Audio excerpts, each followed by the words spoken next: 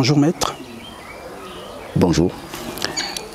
Vous êtes le premier Gabonais à proclamer que la tradition bouddhiste n'est pas satanique et vous défendez cette position.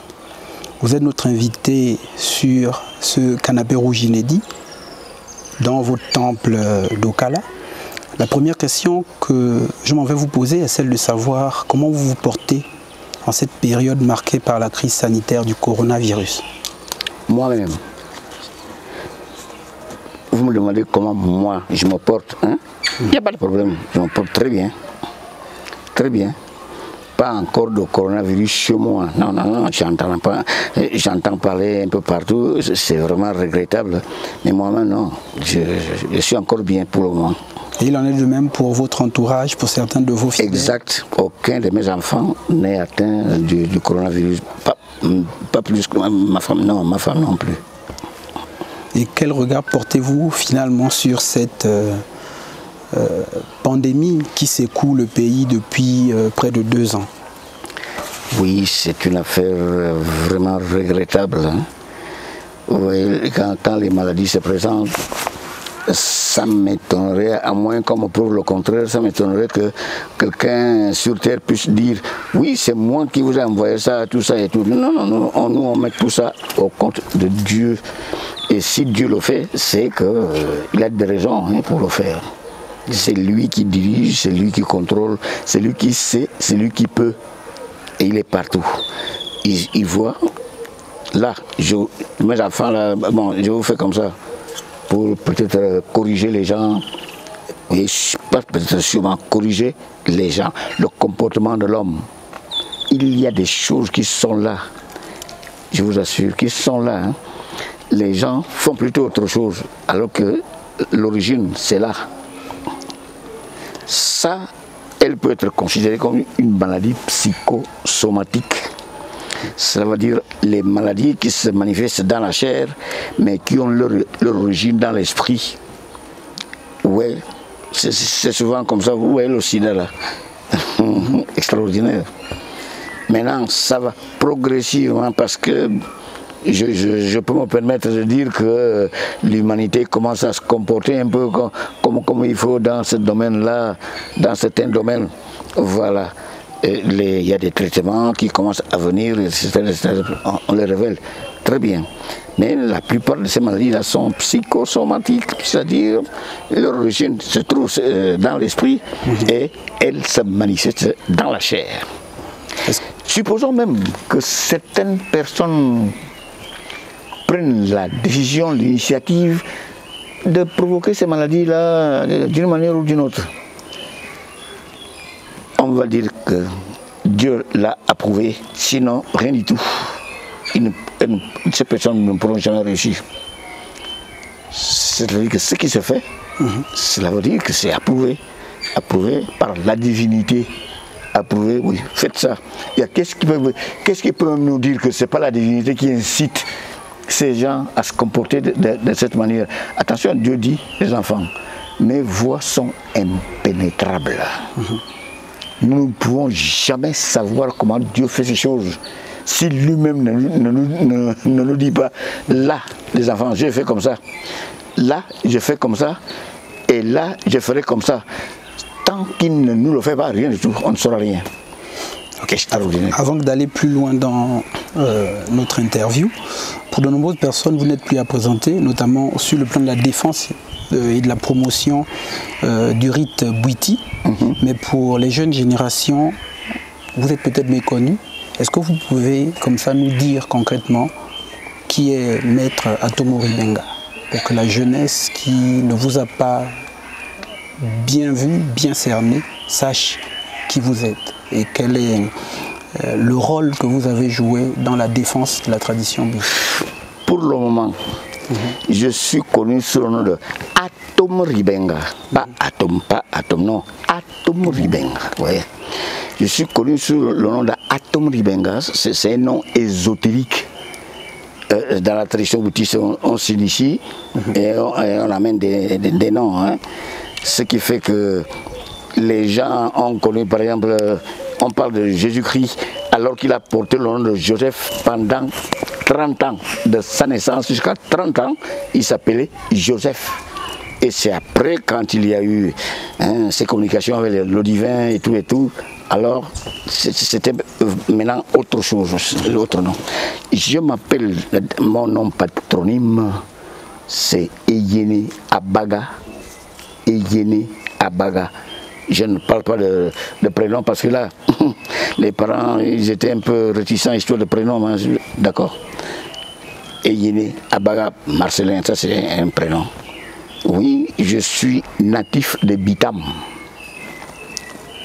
au nord, province du Volentém, voilà. Je suis né à Mélène le 13 janvier 1940. Ouais. Et après, j'ai fait mes études dans les collèges là-bas et tout. Et j'ai fait un concours pour entrer en gendarmerie. Je suis entré en gendarmerie en 1961. Je suis allé faire un stage de gendarme là-bas à Port-Gentil. Après, on m'a affecté ici. Bon, maintenant, parallèlement à l'exercice de mon métier, hein, parallèlement à cet exercice-là, je me suis livré aux études mystico-spirituelles. Tant chez les Européens que chez les Africains. Mais en particulier au sein de la merveilleuse expression traditionnelle que nous appelons la tradition bouddhiste chez nous, ici au Gabon. Là, pendant à peu près 25-30 ans, j'ai étudié ces choses-là, j'ai étudié le mysticisme, j'ai étudié la théologie, mais chez les bouddhistes, pas en Europe, chez les Blancs, non. La théologie, je l'ai étudiée chez les bouddhistes, ici au Gabon. J'ai étudié le mysticisme, ici au Gabon. J'ai étudié la philosophie mystique, ici au Gabon, en tant qu'autodidacte. Voilà. Et après, quand j'ai terminé, je suis allé à la retraite. J'avais déjà terminé et j'avais déjà le titre de Nima, c'est-à-dire un prêtre bouddhiste. J'avais déjà ce titre-là et là, j'ai commencé à exercer mon métier de prêtre bouddhiste. J'ai eu des maîtres, j'ai eu 3 maîtres, 2 hommes et une femme, qui m'ont entraîné, qui m'ont expliqué, qui m'ont démontré tout ce qui se passe sur le plan mystico-spirituel, le domaine mystique et le domaine spirituel. Voilà. Ils m'ont expliqué et ils m'ont démontré. Et ce qui est mieux encore chez eux, c'est qu'ils ne s'arrêtent pas aux théories. Non. On vous donne des théories, on vous donne des explications verbales et tout. Mais après, on dit, est-ce que tu as compris?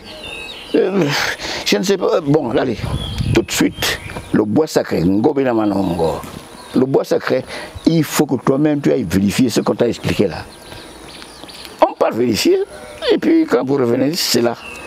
Il n'y a plus de doute possible.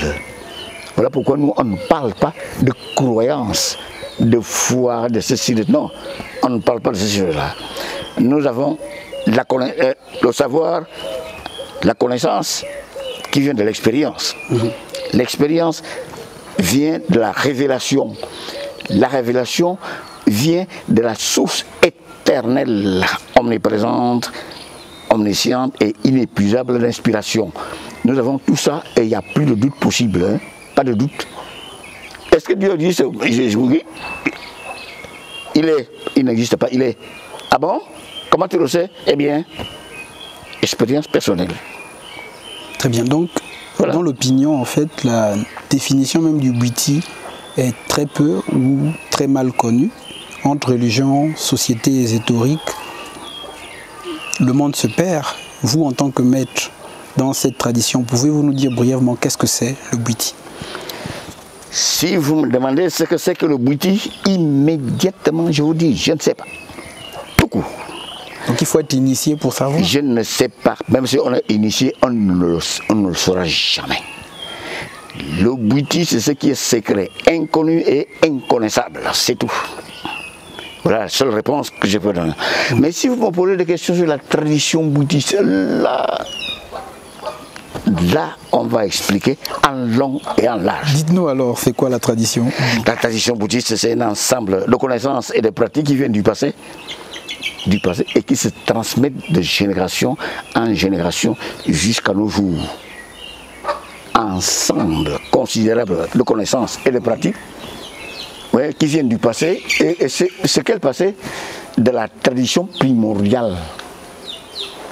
La tradition primordiale est un ensemble prodigieux de connaissances et de pratiques que la totalité du savoir humain n'a jamais pu égaler dans le passé. Mais quel passé? Passé colonial ou passé... Tout le passé de l'homme, depuis Adam et Ève jusqu'à nous. Puisque la tradition primordiale existe avant Adam et Ève. Parce qu'il y a tradition primordiale universelle, celle qui va de monde en monde, d'univers en univers, de constellation en constellation, de galaxie en galaxie, etc., etc. Il y a aussi la tradition primordiale adaptée à notre humanité terrestre, à notre planète. Voilà, c'est-à-dire un certain nombre de connaissances et de pratiques ont été prélevées de la tradition primordiale et envoyées à l'humanité terrestre pour son évolution spirituelle. La tradition bouddhiste fait donc une partie de cet ensemble, de la tradition primordiale terrestre. Elle est arrivée sur Terre, venant des autres mondes. Quel monde? Et les autres mondes, vous croyez que c'est la planète Terre qui est seule habitée, et tout une seule planète ici dans l'univers. Mais il y a d'autres mondes. Les planètes, les étoiles, les soleils, etc., etc., dans le vaste cosmos, c'est tout. Okay. Que répondez-vous à ceux qui disent que la tradition bouddhiste est une tradition satanique? Satanique, sincèrement, c'est regrettable. Je leur demande, vous vous basez sur quoi quand vous faites ce genre de déclaration? Moi, je peux dire qu'elle est divine et je vais expliquer. Dites-nous. Je vais expliquer, puisque bon, j'ai expérimenté. Oui. J'ai mangé de l'arbre de la connaissance du bien et du mal, dont on parle dans le livre de la tradition, comme nous l'appelons. Le livre de la tradition, c'est-à-dire la Bible. Cet arbre dont on parle là-dedans, je l'ai mangé et je suis allé sur le plan spirituel. Voilà. Et quand je reviens, je regarde bien. C'est au sein de... On dit que c'est satanique, mais ce sont ces gens-là qui m'ont aidé à vivre tout ça. Et on me dit que c'est satanique, c'est n'importe quoi. Là, ça m'a tout simplement fait rire, je vous assure. Je me suis mis à rire. Voilà. Donc vous avez commis de nombreux ouvrages sur la tradition bouddhiste. Est-ce que cela ne rentre pas un peu en contradiction avec le caractère secret de cette tradition-là? La tradition bouddhiste, oui, effectivement, c'est une tradition orale. On n'écrit pas les connaissances. On ne les transmet pas par écrit. Là, je parle de connaissances. Je ne parle pas d'un simple savoir ou d'un simple renseignement qu'on peut donner à quelqu'un sur la tradition bouddhiste. Non. Là-bas, il y a des connaissances qu'il faut garder secrètes, qu'il faut protéger. Il ne faut jamais les transmettre à n'importe qui. C'est seulement aux initiés. Donc, quels sont les thèmes abordés dans les ouvrages du coup? Donc, les ouvrages, je les ai écrits parce que j'entendais les plaintes que les gens faisaient. Ils se plaignaient. Mais la tradition bouddhiste, on ne comprend pas. Pourquoi ils n'écrivent-ils pas sur les bouddhistes? Pourquoi ils n'écrivent pas sur leur tradition et ces divers sujets et leurs activités? Pourquoi ils ont peur de quoi? Je dis, mais la tradition bouddhiste est une tradition orale. On n'écrit pas. Mais si j'écris quelque chose, c'est un simple renseignement. Un simple renseignement que je peux donner aux frères et sœurs chercheurs qui sont dans le monde entier, à commencer par le Gabon, bien sûr. Ce sont des renseignements que je leur donne. Ce ne sont pas des connaissances que je leur transmets. Impossible. Pas question. c'est une tradition orale. Elle a toujours été orale. Elle est orale et elle sera toujours orale. Donc, les livres que j'écris, c'est pour renseigner, donner des renseignements. Donc, ce ne sont que des éléments. En fait, ce ne sont que des éléments, on va dire, superficiels. Mais bien sûr. Ce qui se passe réellement dans les temples bouddhistes. Ce qui se passe dans les temples bouddhistes, ce sont les cérémonies, des rites qu'on applique. Oui. Mais, et puis les initiations, tout ça. Mais dire que on va amener les gens, venez, les profanes, on va vous expliquer telle chose. Non, ce n'est qu'à un initié qu'on doit expliquer un bon nombre de choses. Regardez, comment ils appellent, la corne retentissante de bélier. La corne retentissante. Voilà.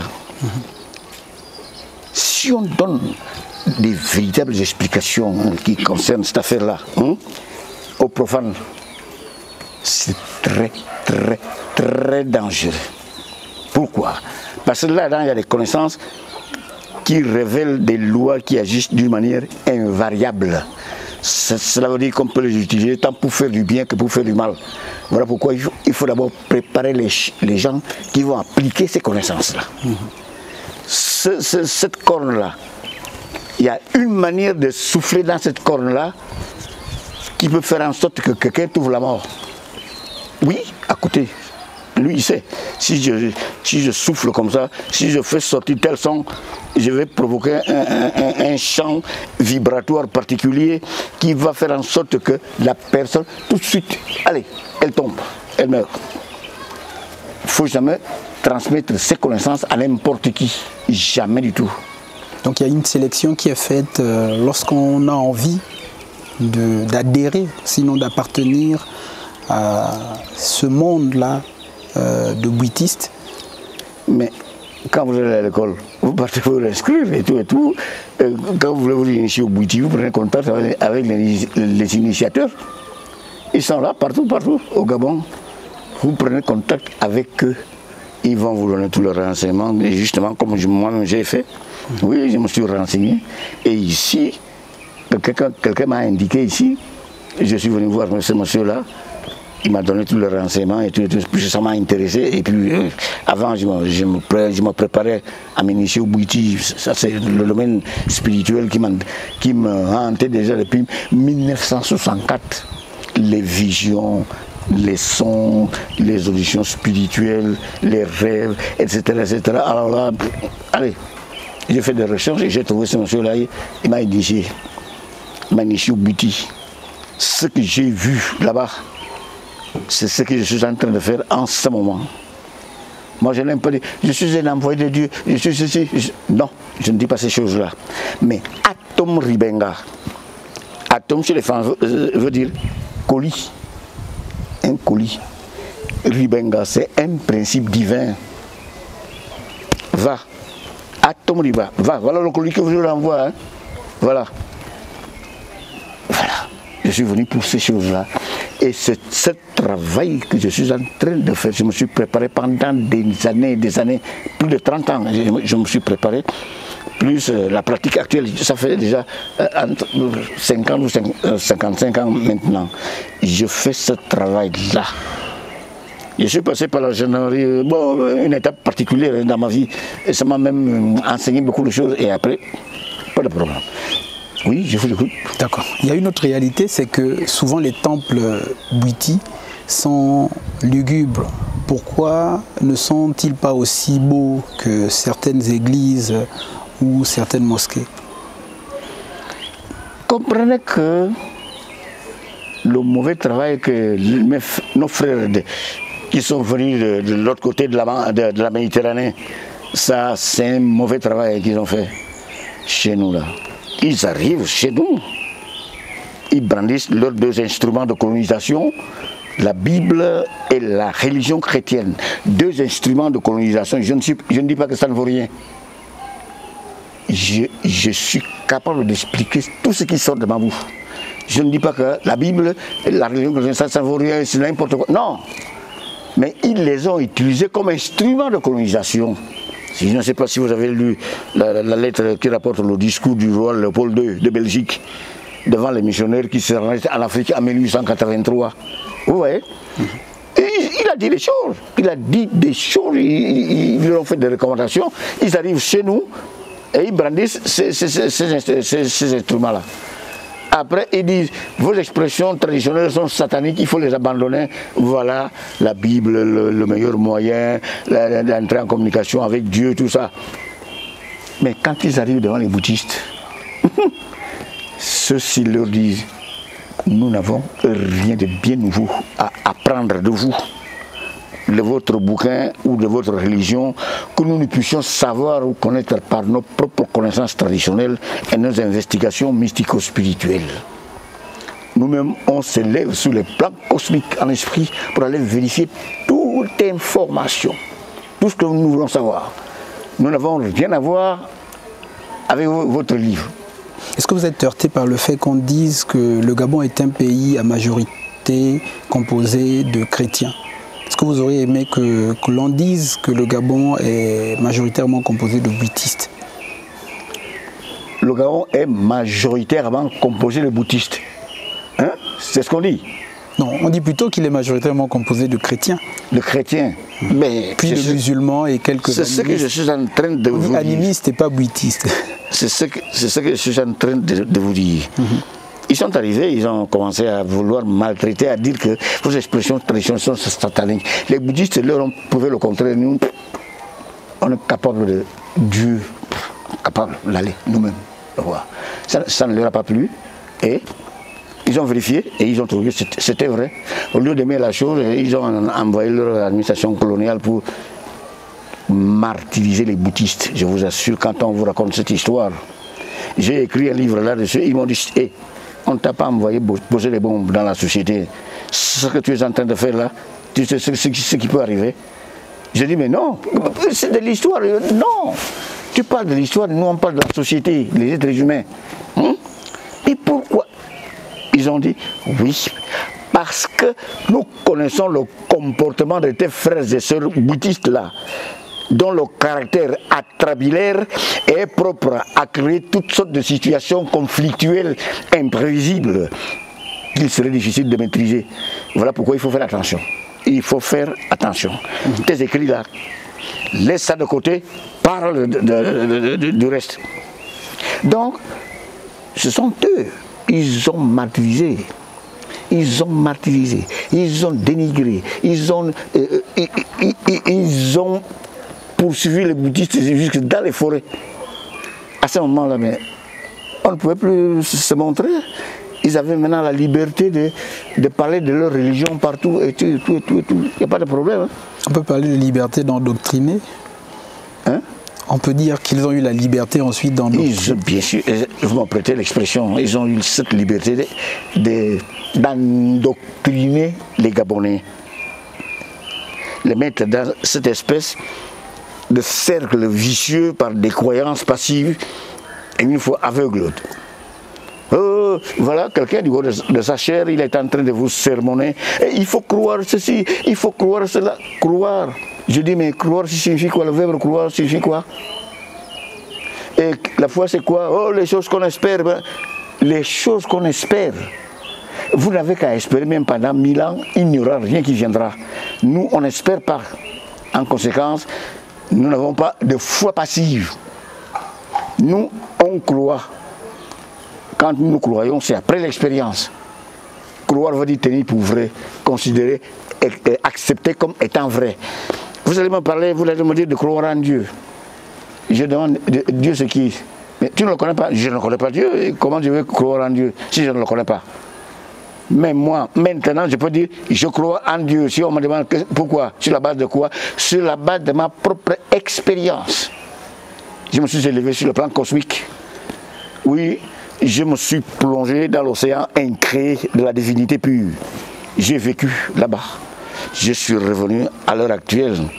La fois passée, les enfants sont venus me poser des questions sur Dieu et sur les esprits. Les réponses que je leur ai données, incroyable. Quoi. C'est un bouddhiste qui donne ce genre d'explications. Nous, dans les églises, on n'a jamais entendu parler de ça. Je dis, c'est comme ça. Donc, ben, ils ont eu le temps de multiplier, de faire accepter leur religion et tout, et tout, et tout. Mais qu'à cela n'en tienne, je vous assure que là, les bouddhistes sont décidés à travailler. Pas pour chasser les religions, mais on n'a rien à voir avec les religions. Ils ont leur connaissance à donner, ils ont leurs explications et tout, tout. Mais nous, on a les nôtres pour donner à nos initiés. Nous n'avons pas de fidèles. Il n'y a pas de fidèles dans la tradition bouddhiste. Il n'y a que les membres. Parce que le fidèle, c'est celui qui suit à la lettre les recommandations de son maître. Dans la tradition bouddhiste, ça n'existe pas. Je suis en train d'expliquer les choses. Un des mes initiés, il peut venir là, maître, je ne suis pas d'accord avec ce que tu dis là. L'esprit m'a révélé le contraire. Comme ça, comme ça, comme ça, comme ça. Je ne crierai pas sur lui. Je vais lui dire très bien, suis ce que tu as toi-même expérimenté, suis-le. Voilà. Or, partout, on crie sur les gens, quelqu'un essaie de dire oh, non, non, c'est satanique. Non, on n'est pas dans ces choses. Effectivement, quand les gens disent mais pourquoi les bouddhistes ne construisent pas des temples magnifiques comme les autres religions, sectes et traditions dans le monde? Pourquoi ça? Et pourtant, ils se disent connaisseurs des plans cosmiques. Pourquoi ils restent comme ça? Je vous assure que, comme on dit dans nos langues, essuyez vos yeux, vous allez voir, comme on le dit dans nos langues. À présent, ils se préparent. Vous allez voir ces temples sortir des terres comme des champignons. Vous allez le voir. On est là. On est là. Très bien. Est-ce que vous avez une idée du nombre de membres, finalement, que compte la tradition bouddhiste au Gabon? Si je le dis, je pourrais mentir. Je suis ici déjà dans mon temple là. Je ne peux pas vous dire le nombre exact de membres que j'ai, d'initiés que j'ai chez moi là. C'est tellement. Même si j'écris, mais il y en a d'autres. On peut dire qu'il y a un engouement ou plutôt un désintérêt, finalement, à partir de votre ressenti? Non, ce n'est pas un désintérêt ça. De ma part, non. Non, je parle par rapport au nombre de personnes, puisque vous ne pouvez pas nous dire concrètement. Je voudrais dire que c'est plus. Je voudrais dire que c'est plus, ça dépasse. Les Gabonais, les Africains, les Européens, les Orientaux et tout, ils viennent. Est-ce que c'est un sentiment de satisfaction finalement que de voir que par exemple des Asiatiques et des Européens s'intéressent à cette tradition bouddhiste? Quand ils viennent ici, je ne les loupe pas. Je leur demande, mais c'est vous qui avez apporté la Bible ici et vous avez déclaré que nos expressions traditionnelles sont sataniques et qu'il fallait les abandonner. Pourquoi vous revenez en masse, vous initiez au bouddhisme? Qu'est-ce qui s'est passé? Ils sont là, ils me regardent, je dis, répondez-moi, j'attends. Mais non, ce n'est pas nous qui avons fait ces choses-là, ce sont nos ancêtres. Mais nos ancêtres, vous ressemblez à vos ancêtres, ce sont les mêmes choses. Et alors, nos traditions n'ont rien à envier aux religions importées. Je dis, rien à envier. Vous allez nous parler de quoi, dont on va dire, ce dont il parle là, vraiment, nous, on ne connaît pas ça.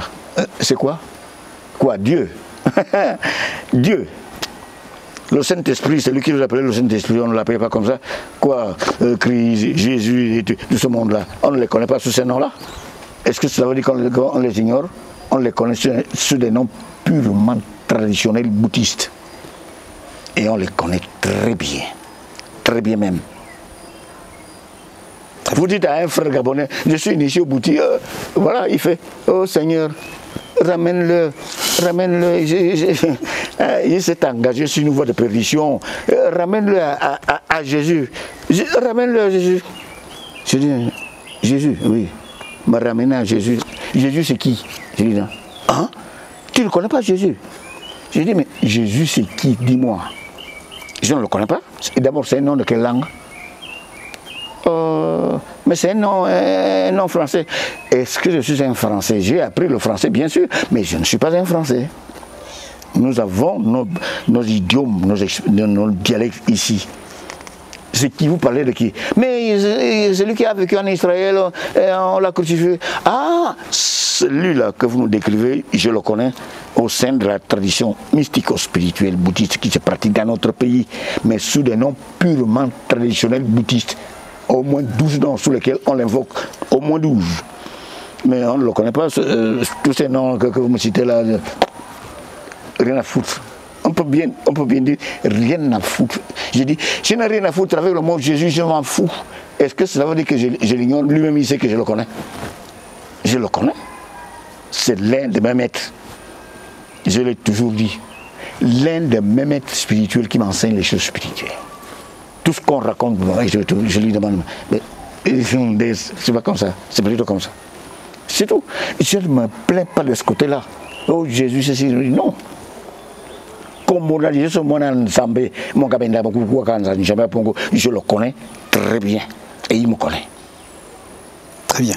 C'est tout. Nous ne pouvons pas vous avoir sur cette émission et ne pas recueillir votre avis sur l'incapacité de l'État à mettre en place une véritable politique de promotion de la culture et des rites initiatiques gabonais. Quel est l'avis de Maître Atomo Ribenga sur cette Notre pays est confronté à 5 situations. 5 situations religieuses chez nous. Situation traditionnelle chez nous. Situation politique chez nous. Situation ethnique chez nous et situation provinciale. Les 5. Ces 5-là, c'est là que les gens doivent travailler pour essayer d'améliorer ces choses-là. Essayer d'améliorer le domaine religieux, le domaine traditionnel. Regardez, le domaine traditionnel, on abandonne. Nous abandonnons toutes nos traditions, nos pratiques. C'est à New York que je pars découvrir que c'est la harpe sacrée qui représente notre culture. Hein. C'est pas la Bible. Hein. À New York, en 2017, en novembre 2017, quand les Américains m'ont appelé là-bas, c'est là-bas que je pars découvrir que c'est la harpe sacrée qui représente notre culture. J'étais énervé. Quoi? Ce qu'on dénigre chez nous, on dit que nous adorons les idoles, on se prosterne devant les morceaux de bois et tout le diable, les sorts sacrés. Là-bas, les autres adultes, vraiment, ils traînaient là derrière moi des explications. Maître, expliquez-nous telle chose, expliquez-nous telle chose. Incroyable, vraiment, c'est regrettable. Hein?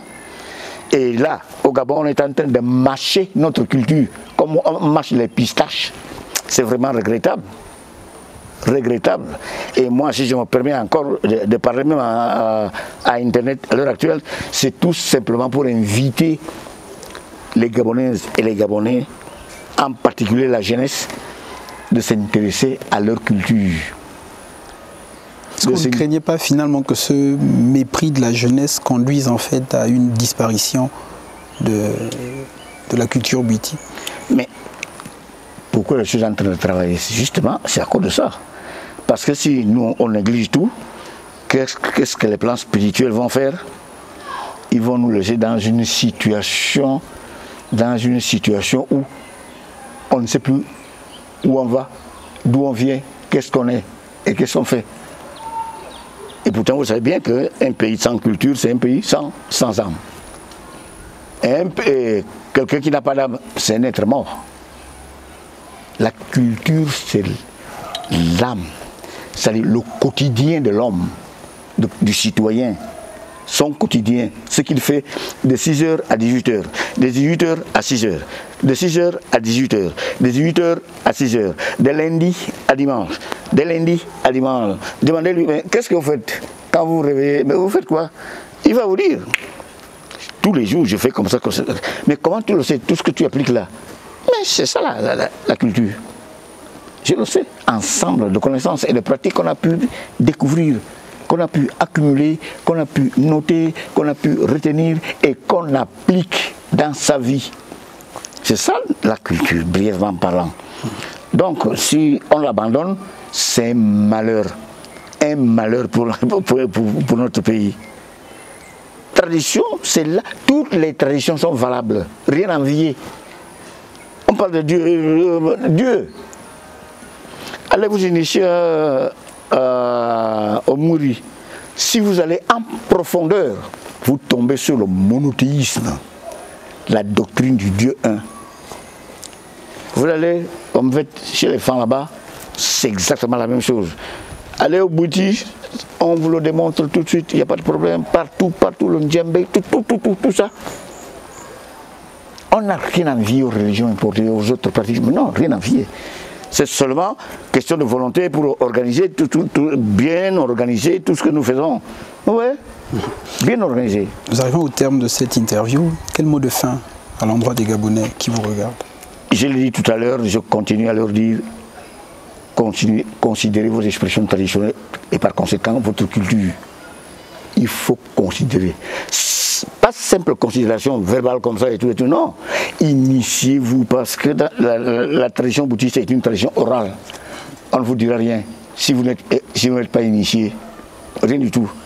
En conséquence, faites toutes sortes d'efforts pour embrasser à bras le corps votre culture ensemble de connaissances et de pratiques. Votre culture. Voilà. C'est ça qu'il faut dire aux Gabonais et je continuerai à leur dire, je ne cesserai jamais de leur dire, votre culture est là, qui n'a rien à envier aux autres cultures. Non, rien à envier. Parce que nos traditions, tout est dedans. Et je leur ai posé une question. Supposons que toutes ces religions-là, toutes ces religions qui sont toutes des diverses branches de la religion chrétienne prennent la décision de se retirer, la religion musulmane, se retirer et tout. Qu'est-ce qui va nous rester comme moyen pouvant nous permettre de rechercher, de trouver et d'adorer, louer et vénérer Dieu? Quels sont les moyens qui vont nous rester à ce moment-là? J'ai entendu une jeune fille dire, mais c'est malheur, il n'aura rien, on n'aura plus rien. Incroyable, hein? On n'aura plus rien. L'homme blanc qui a envoyé la Bible dit bien qu'on vous envoie en Afrique, pas pour apprendre nous à connaître Dieu, car ils le connaissent déjà. Eux, ils le savent. Et c'est toi qui dis, c'est avec l'arrivée de la Bible qu'on connaît Dieu, n'importe quoi. C'est vraiment incroyable. Incroyable. On a tout chez nous. Dieu n'est pas ignoré chez nous. On le connaît. Et l'homme connaît Dieu toujours selon son degré d'évolution spirituelle. 10 personnes qui prennent contact avec le divin, quand elles reviennent, il y aura sûrement l'une d'entre elles qui aura mieux appréhendé, qui aura compris, qui aura expérimenté merveilleusement les manifestations divines jusqu'à la fin. Et les autres, bon, selon leur degré d'évolution spirituelle, ils vont s'arrêter là et tout, c'est ça. C'est ça. On a tout chez nous, tout, je dis. Maître Tomori Benga, merci beaucoup. Et je vous en prie.